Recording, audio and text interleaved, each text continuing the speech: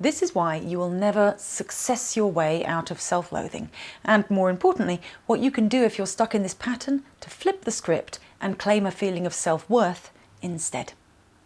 I spent 10 years of my life training full-time as a fighter.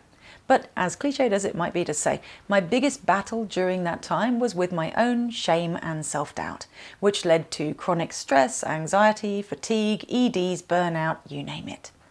And probably the cruelest of all my symptoms was this unshakable ability that I had to write off any achievement as fluke or chance or simply as meaningless the moment I made it. In 2010, I won 2 world kickboxing titles in one day, but all I could do that night was stare at the ceiling of my Spanish hotel room and think about how I should have fought better. And of course I'm not alone in this. We all experience the chronic nagging of shameful self-doubt that tells us we are not enough. That feeling can persist through any level of objective achievement because it lives in a different place than results. It is of a different substance. That feeling is not the result of rational assessment of real-life ability, but of a deeper, darker, learned self-belief, which we have probably been trying and failing to prove wrong for decades. In fact, usually, the harder we try, the truer it feels.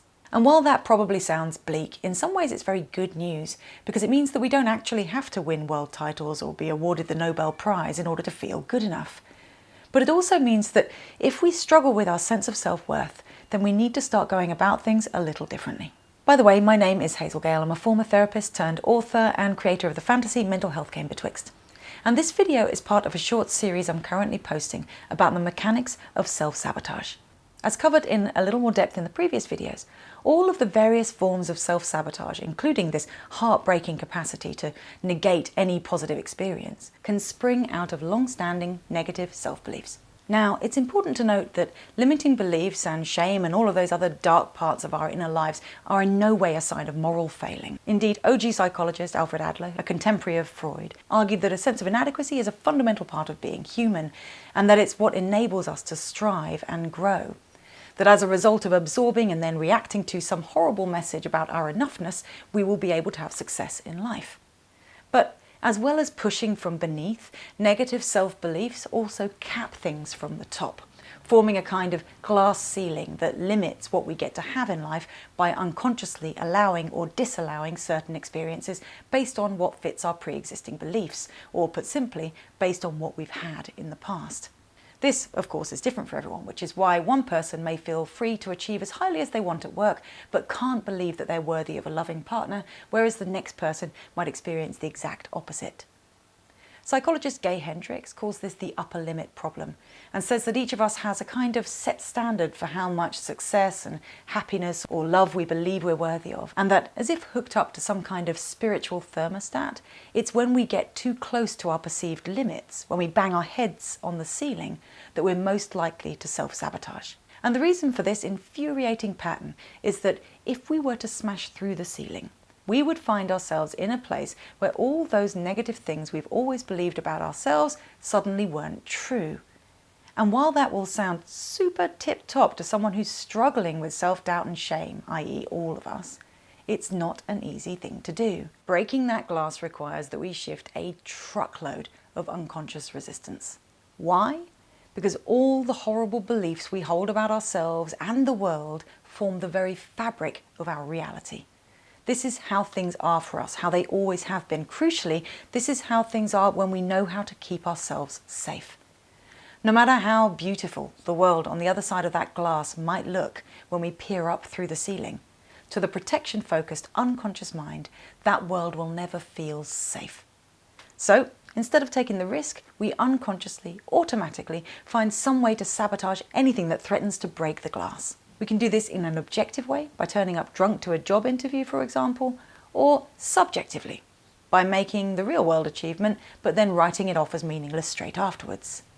Either way, the outcome is the same. We plummet straight back down into failure territory again, where all of our familiar old doubt feels true. Now, part of us at that point breathes a sigh of relief. And if you think about it, I bet you know that feeling. This weird, sick sense of satisfaction to know that we messed up exactly as we thought we would.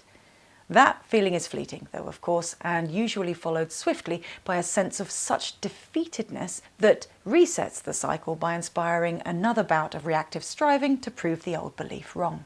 And so off we go, up and down and up again, oscillating between almost making it and then becoming our own worst enemy. Striving only to fail again, and then failing only to strive again. This is a process at work in a yo-yo dieter's weight fluctuation and a drug addict's repeated trips to rehab. It's the cause of procrastination when you ought to be working and overspending when you ought to be saving. It's also the reason we push people away when they could have been the one, fearfully staying single and alone because the intimacy and vulnerability of love is too different and frightening for us to bear. A client of mine once put it wonderfully. She said she feels like she rides the thrill of motivation to succeed as if surfing a wave. But just when the beach is within touching distance, that same wave drags her back out to sea. Change is scary to the unconscious. Full stop.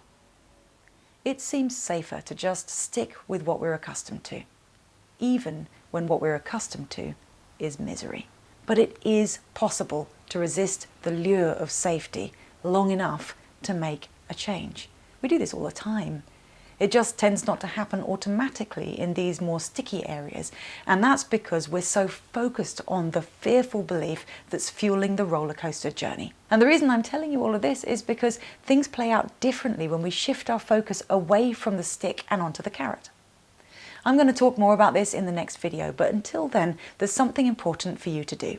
If you know what your fearful belief is, that is, the idea that feels true whenever you plummet back down into failure territory, which could be something like one of these, so feel free to pick your poison off this tasty little menu. Once you know a limiting belief that rings true for you, you need to just start considering the world beyond the limit, the world beyond the glass ceiling. Imagine that your mind is fearfully clinging to that particular idea only because it's what it knows best. And that if you could just get to know the other world that's out there a bit better, your mind may start to feel a little more comfortable with the idea of allowing you to go there. So grab a pen and note down what that world might look like, sound like, feel, smell, taste like. Make a list of the things you might experience there, really focusing on the things that you most want to experience there. Journal about this world or visualize it, filling it with all the colour and vibrancy and life that will help your mind to see it, not as frighteningly different, but as enticing, curiosity-inspiring, compelling. And when you've done that, you could be surprised to find yourself noticing little changes about life as you see it now, because the world beyond that glass ceiling is the world you're in right now.